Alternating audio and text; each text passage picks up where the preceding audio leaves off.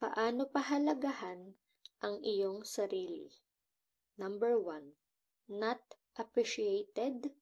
Panatilihin ang iyong distansya. Number 2. Hindi imbitado, huwag pumunta. Number 3. Inimbitahan pero late na, tanggihan mo na lang. Number 4. Binaliwala, tumigil sa paglapit. Number 5. Betrayed or pinagtaksilan, magpatawad at mag-move on. Number 6.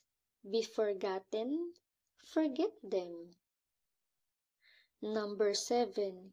Iniinsulto, ipakita mo sa kanilang magtatagumpay ka.